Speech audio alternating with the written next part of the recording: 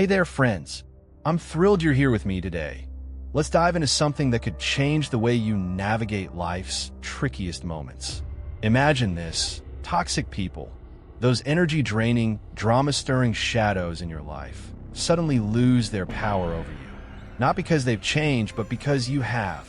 What if I told you that the secret to reclaiming your peace isn't about fixing them, but mastering a few brutally honest, brilliantly simple moves? In this video, I'm pulling back the curtain on 8 Stoic-inspired strategies that don't just shield you from negativity. They transform you into someone untouchable. From forgiving without forgetting to walking away with your head high, these aren't fluffy tips. They're battle-tested tools forged from real-life chaos, including my own. Stick with me, because by the end, you won't just watch your stress fade. You'll feel a fire ignite, pushing you to live bolder, freer, and truer to the unstoppable you. Ready to take back your power? Let's get started. Toxic people can drain your energy and disrupt your peace. But here's a brutal truth. You hold the power to reclaim control. One of the most effective ways to start is by mastering forgiveness. Not the watered-down version most people imagine, but a stoic, strategic kind that liberates you while keeping your defenses sharp. Forgiveness isn't about weakness or letting someone off the hook. It's about unshackling yourself from the weight of resentment. However, forgetting? That's a step too far. It invites the same pain back into your life. Let's break this down. Picture this. A friend you trusted, someone you let into your inner world, betrays you. Maybe they spilled a secret you shared in confidence, twisting it to make you look foolish. That's what happened to me with someone I'll call Alex. We were tight until I confided in them about a personal struggle, only to hear a warped version of it circulating a week later. The sting wasn't just their betrayal. It was my own anger at myself for being so naive. For months, every mention of Alex's name reignited that fury. I carried it like a backpack full of bricks, not realizing I was the one suffering while they moved on, unbothered. Then I stumbled across a quote that flipped the script. Resentment is like drinking poison and expecting the other person to die. It hit hard. Alex wasn't losing sleep over my bitterness. I was. So I decided to forgive, but not in the cliché reconciliation card way. I didn't call them up or invite them back into my life. Instead, I forgave silently in my heart for my own sake. I let go of the rage not to absolve them, but to free myself. Here's a twist, though. I didn't forget. That betrayal became a scar, a reminder of who deserves my trust and who doesn't. Forgetting would have been reckless, like leaving my door unlocked after a break-in. This approach takes guts. It's easy to cling to anger. It feels justified, even righteous. But forgiveness, done right, is strength. It's saying, you don't get to control how I feel anymore. Think of it like healing a wound. You don't keep picking at it, but you don't pretend the scar isn't there either. That scar doesn't define you. It informs you. It's a quiet lesson in discernment, a shield against repeating the same mistake. The Stoics nailed this. Control what you can, your emotions, your reactions, and let the rest fall away. So, when a toxic person wrongs you, forgive them to reclaim your peace. But don't forget the lesson their actions taught you. It's not about them. It's about you choosing to move forward unburdened, yet wiser. That's the real power move, letting go of the bitterness while holding onto the wisdom. Your peace is yours to protect. Don't let anyone take it from you twice. Toxic people don't just stumble into your life. They exploit the gaps you leave unguarded. If they're draining your energy or crossing your boundaries, it's time to face a hard truth. You're the gatekeeper of your peace. Limiting their access isn't cruel or selfish, it's survival. Not everyone deserves a front row seat to your time, emotions, or attention, no matter who they are, family, old friends, or daily colleagues. Your life isn't a free-for-all, it's a space you curate. Here's how to take back control. I used to be a chronic people pleaser. If someone wanted my ear, I'd give it, no questions asked. I'd spend hours on the phone with a friend who'd dump their endless complaints, never once asking about my day. Or I'd twist myself in a knot for people who wouldn't lift a finger for me. It was exhausting, but I didn't see it until one call left me so drained I asked myself, why am I doing this? That's when it clicked. Not everyone deserves unrestricted access to you. Some people are energy vampires, and you're not obligated to feed them. Limiting access doesn't always mean a dramatic cutoff. Sometimes it's subtle, strategic. Take that friend who unloads their drama on you.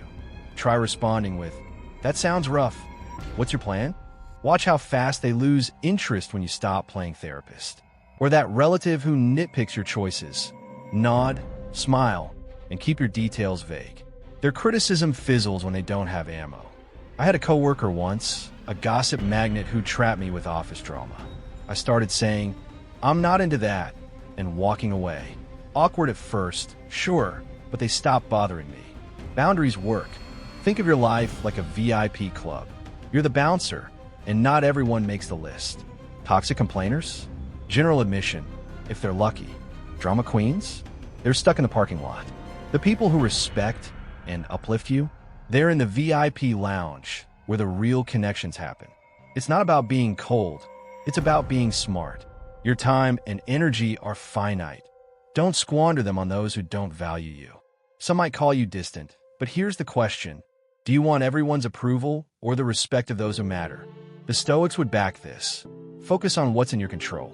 You can't change toxic people, but you can decide how much of you they get. When I started limiting access, something shifted.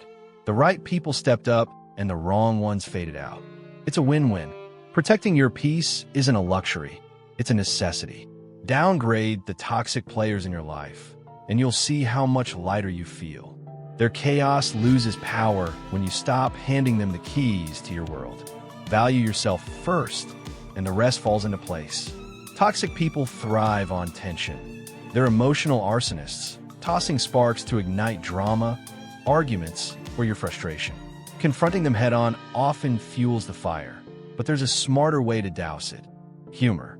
Not biting sarcasm or mean-spirited jabs, but light, clever wit that deflates their power without sinking to their level. When you refuse to take their bait seriously, you flip the script, leaving them scrambling. It's a stoic art, controlling the energy of the moment while keeping your cool. I learned this trick with a coworker who lived to criticize. Nothing escaped her: work, clothes, even how people sip coffee. One day, she targeted my messy desk in front of everyone. "Wow, it's like a tornado hit. How do you even function?" Instead of snapping back or shrinking, I grinned and said, "You're right, it's creative chaos." Einstein's desk was worse, so I'm basically a genius in training. The room laughed, her sneer faltered, and her attempt to shame me flopped. After that, she never brought it up again. Humor turned her weapon into a dud. Why does this work? First, it strips their words of venom. When you laugh off an insult, you signal it can't touch you. They lose the reaction they crave. Second, it shifts the vibe. Toxic people bank on negativity. Humor injects levity they can't counter. Third, it keeps you in charge. Staying calm and witty shows you're unshaken, which rattles them more than any comeback. I once had someone interrupt me in a meeting over and over. I smiled and said, "Didn't know we were playing speaking tag. Your turn's up, mine now." Firm, funny, and done. No fuel for their fire. The key is finesse. Your humor needs to be breezy, not barbed. If it's too sharp, like a sarcastic, "Oh, brilliant insight," it risks escalating the clash. The goal isn't to wound, it's to disarm. Take a guilt tripper whining. "Guess you're too busy for me now." Try, "Caught me. I'm auditioning for worst friend ever," and crushing it. It punctures their manipulation without a fight. Done right, they're left deflated, not provoked. This isn't about dodging their toxicity, it's about rising above it. Humor proves you're not their puppet. Their strings don't pull you. I've seen it with a relative who loved passive-aggressive digs at family dinners. "Must be nice to relax all day," they'd say. I'd chuckle, "Oh, I'm a pro at it," taking sign-ups for lessons. Tension dissolved, and they'd back off. The Stoics would nod, control your response, not their behavior. You don't owe them your anger or your energy. Using humor takes practice, but it's a quiet power move. It says, "I see your game, and I'm not playing." Toxic people want a stage. Don't give them one. Laugh lightly, sidestep their chaos, and keep your peace intact. They'll either fizzle out or look foolish trying. Either way, you win.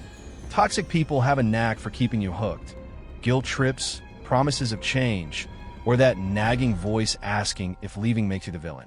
But here's the unfiltered truth. Knowing when to walk away isn't defeat, it's liberation. It's not about slamming doors or burning bridges. It's about quietly choosing your peace over their chaos. Staying in a draining relationship, whether it's a friend, lover, or family member, isn't noble. It's a slow erosion of your well-being. Walking away is reclaiming your life. I once had a friend who shone at parties but crumbled in private. Every chat was a monologue of their woes. My struggles didn't register. If I dared vent, they'd pivot. Oh, you think that's bad? Listen to this. I excused it for years. They're just hurting. They don't mean it. Until a personal crisis hit me. I reached out, desperate for support, and got, "That's rough, but I'm swamped with my own stuff." That was the crack that broke it. They weren't evil, just indifferent. I walked away, and the weight lifted wasn't just theirs. It was the burden of my own denial. Walking away doesn't always mean a clean break. Sometimes it's gradual. Fewer calls, slower replies, letting them fade into the background. With that friend, I stopped initiating, kept responses short. Not free to talk now. No blowout, just distance. Other times, it's firmer. I've told people, "I can't help with this anymore," and meant it. Emotionally, it's detaching. Their words stop matching. I had a relative once whose constant jabs I absorbed like a sponge. When I finally stopped caring what they thought, I was free, even if we still crossed paths. Here's the controversial bit. Society might guilt you into staying, especially with family. Blood is thicker than water, they say, as if DNA excuses manipulation or neglect. It doesn't. Walking away from a toxic parent or sibling isn't betrayal, it's survival. I knew someone who endured a relative's endless criticism because family sticks together. They were miserable until they stepped back. No hate, just boundaries. The Stoics would agree. You control your choices, not their behavior. Walking away is loving yourself enough to demand better. It's hard because toxic people blur the lines. They'll cry, "You're abandoning me," and part of you wonders if they're right. But staying doesn't fix them, it breaks you. When I left that friend behind, I didn't just escape their drama. I walked toward a clearer me. The real win? Space opened for people who saw my worth, not my utility. Walking away isn't failure. It's recognizing your worth more than their mess. So, no one will leave. It's not about anger or revenge, it's about peace. You're not running, you're rising. Toxic people might never change, but you can. Step away, and you'll see it was never about them. It was about you choosing a life that lifts you up, not drags you down. Toxic people are like anchors, pulling you into their storms of negativity and drama. The antidote? Surround yourself with uplifting people. Those who don't just lighten your load, but remind you of your strength. They're not just a shield against toxicity. They're a mirror reflecting your potential. Your environment shapes you. Spend too long with energy drainers, and their gloom seeps in. But wrap yourself in positivity, and you'll start to see the best in yourself. This isn't fluffy optimism. It's a deliberate, stoic choice to protect your peace. I once slogged through a stretch of toxic relationships, friends who competed, coworkers who undermined. It left me doubting myself, like I was always a step behind. Then I met a colleague who changed the game. She'd say, "You nailed that. Why not take the lead next time?" Or, "I love how you handled that." No backhanded digs, just pure encouragement. It floored me. I'd grown so used to subtle jabs, I'd forgotten what real support felt like. Over time, her vibe and others like her pulled me out of that rut. They didn't just cheer me on, they showed me what I'd been missing. People who build, not break. Uplifting people don't just sprinkle positivity, they inspire growth. Ever had a friend who listens without judging, celebrates your wins without envy, or nudges you toward better without preaching? That's the gold standard. They make you feel lighter, not because they sugarcoat life, but because they see you clearly and want you to thrive. I had a mentor once who'd quietly ask, "What's your next step?" after every milestone. No pressure, just belief. It pushed me to aim higher, not out of guilt, but because I started believing in myself too. Here's how to make it happen. Seek your tribe, people who energize and challenge you, whether old pals or new faces. Invest in depth, not breadth. Nurture a tight circle of quality connections over a crowd of shallow ties. And give back. Be the uplift you crave. Celebrate others, listen well, keep it real. The tricky part? This might mean easing out of long-standing relationships that drag you down. Loyalty's great, but not at the cost of your sanity. I had to dial back with a childhood friend whose constant whining sucked me dry. It wasn't easy, but my peace mattered more. The Stoics would nod, control what you can, like who you let near. Toxic people whisper that everyone's as bitter as they are, but uplifting souls prove them wrong. They show kindness and respect aren't myths, they're choices. Once a toxic ex-friend mocked my goals, my new crew cheered them. The contrast was stark. Surround yourself with those who see your light, and you'll wonder why you ever settle for shadows. It's not just about feeling good. It's about becoming the you you're meant to be, unshackled by negativity. Toxic people are master manipulators, puppeteers of chaos who thrive on pulling you into their web of drama. They bait you with guilt, provoke with jabs, or stir up conflict to keep you spinning. The secret to breaking free? Refuse to play their game. Engaging hands them the win. They've got you on their turf, dancing to their tune. By stepping back, staying calm, and denying them your reaction, you strip their power and reclaim yours. This isn't passivity. It's a stoic flex, choosing peace over pointless battles. I had a family member who loved to poke the bear at gatherings. They'd toss out lines like, "Some of us actually work for a living," smirking as if it were a joke. Early on, I'd bite, defending myself, explaining my choices. It always escalated. They'd twist my words, play victim, and I'd end up the jerk. One day, I switched it up. When they sneered, "Must be nice to have so much free time," I just smiled, said, "Yep, it's great," and moved on. No fuel, no fire. They looked baffled and gave up. Refusing to engage, shut it down. Here's why it works. Toxic people crave your emotional outburst. It's their oxygen. Deny it, and they suffocate. They'll test you, maybe a snide remark or a guilt trip like, "I guess you don't care anymore." I've heard that one. Instead of justifying, I'd say, "Sorry you feel that way," and leave it there. Silence can be a weapon too. Just nod and walk off. It's not about ignoring them. It's about not letting them dictate your mood. I had a coworker once who thrived on petty arguments. When they'd start, I'd say, "Interesting take," and pivot. They'd fizzle out fast. Mastering this takes strategy. Spot their hooks. What gets under your skin? For me, it was being misjudged. Once I saw the pattern, I prepped my response. Stay steady, keep it short. "I'm not discussing this" became my go-to with a pushy friend who'd nag for gossip. Boundaries matter. Make it clear their antics don't fly. It's controversial because some call it cold or cowardly. Toxic people might whine you're dodging them, but that's just their last gasp to reel you back. Their opinion doesn't define you. Your peace does. The Stoics would love this. Control your reactions, not their nonsense. Refusing to engage isn't running, it's rising. I stopped sparring with that family member, and gatherings got lighter. Life's too short for their mind games. You don't owe them your energy, especially when they feed on negativity. Step back, and you're not just surviving, you're thriving above their mess. It's clarity over confusion, power over puppetry. Toxic people want a stage. Don't be their audience. When you opt out, you're not weak, you're untouchable. That's the real victory. A life where their chaos can't touch your calm. Toxic people are derailment experts. They thrive on dragging you into their drama, criticism, or petty distractions. Their chaos can pull you off track, making their mess your mess. The counterstrike? Stay laser-focused on your purpose, your goals, values, and the life you're building. It's not just a shield. It's a power move that renders their noise irrelevant. When you're rooted in what matters, their attempts to unsettle you fade into the background. This is Stoic discipline in action, prioritizing your path over their pandemonium. I once worked with a colleague who oozed toxicity, gossiping, nitpicking, stirring trouble. At first, I got sucked in, wasting hours on their rants or defending myself against their digs. It hit me during a late-night venting session. Every minute I gave them was a minute stolen from my work, my dreams, my sanity. So I flipped the switch. I zeroed in on my tasks, set a firm, I'm busy boundary, and tuned them out.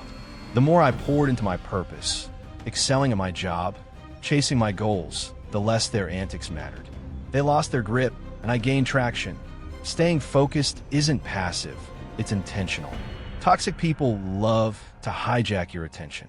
They'll mock your ambitions or demand you fix their crises. I had a friend who'd call at the worst times, unloading problems while dismissing my deadlines. "You're too busy for me now," they'd pout. I'd reply, "I've got to focus, catch you later." No apologies. A focused person threatens their control.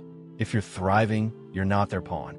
My colleague noticed my shift and tried harder to pull me back, but I kept my eyes on the prize. Eventually, they moved on to easier targets. Here's how to lock in. Define your purpose. Write it down. Make it clear why it matters. Mine was career growth. It became my anchor. Build a mental shield. Treat their drama like static, there but not penetrating. Say no without guilt. If it doesn't serve your path, it's a pass. I started declining invites that clashed with my priorities. Surround yourself with fuel, people, books, habits that push you forward. My mentor's advice kept me grounded when toxicity loomed. Critics might call it selfish, but it's not. It's essential. You can't chase your dreams if you're tangled in their webs. The Stoics would champion this. Control what's yours, your focus, and let the rest fall away. Staying purpose-driven doesn't just dodge toxic traps, it honors you. As I tuned out that colleague, my work soared and my peace deepened. Toxic people want you distracted. Your purpose keeps you steady. Build a life so rich their negativity can't dent it.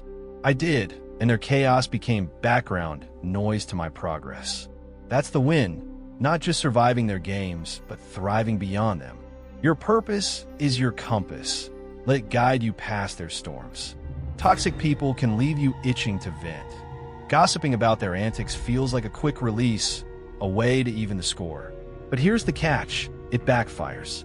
Talking behind their backs doesn't purge their toxicity, it keeps them alive in your world, renting space in your head for free. Worse, it pulls you into the same negativity you're trying to escape.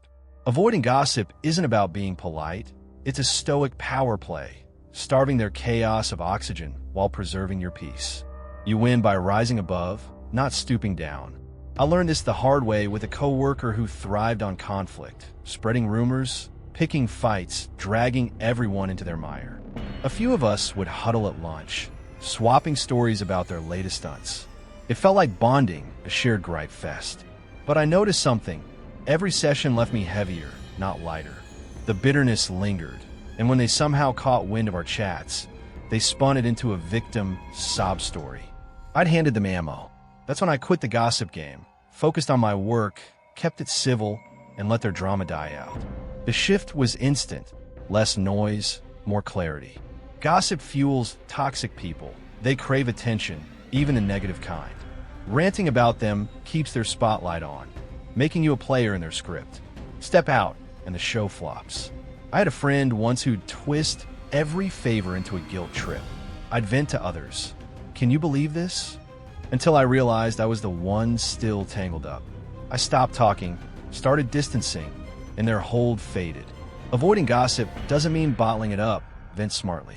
I'd unload to a trusted mentor who'd steer me to solutions, not fuel the fire. No echo chamber, just release. Here's how to dodge the trap. Redirect. When others start, shift gears. Let's figure out how to handle this instead. I'd say, keeping it forward-focused. Stick to facts if you must address it. Skip the venom. With that coworker, I'd report issues straight, no embellishment. Channel your energy. Fix what you can, like setting boundaries, not rehashing their flaws. Empathy helps too. Not excusing them, but seeing their mess as their burden, not yours. It cools the urge to jabber. Some call it passive, but it's not. It's strategic. Gossip chains you to their level. Cutting it frees you. The Stoics would back this. Control your tongue, guard your mind. Refusing to gossip broke my cycle of resentment. Those lunch rants had kept me tethered. By stepping away, I didn't just dodge their chaos. I proved I wouldn't mirror it. Toxic people love the chatter. Silence starves them. It's self-respect in action, choosing dignity over dirt. Your energy's too precious for their echo. Let their noise fade, and you'll stand taller, untouched by their game, focused on your own. That's not just peace, it's power. Core message: mastering the art of handling toxic people isn't about reforming them, an endeavor beyond your grasp, but about fortifying yourself with unwavering control over your responses and boundaries. Forgive not to absolve, but to unshackle your soul from resentment's grip, yet hold fast to the lessons that guard against future wounds. Curtail access to those who erode your serenity. Wield humor as a deft blade to disarm their negativity, and walk away when the cost of staying outweighs your peace. Each step a reclaiming of your liberty. Encircle yourself with souls who uplift and inspire. Refuse to be ensnared in manipulative games, and anchor your focus on your purpose to rise above their tumult. Shun gossip, for it only binds you tighter to their chaos. Your life is a sacred domain. Do not let their shadows dim your dreams, dilute your resolve, or derail your path. Stand resolute. Cherish your tranquility as a treasure, and stride forward with an inner strength no toxicity can fracture. In this, you don't merely endure, you triumph, embodying a stoic grace that turns adversity into empowerment.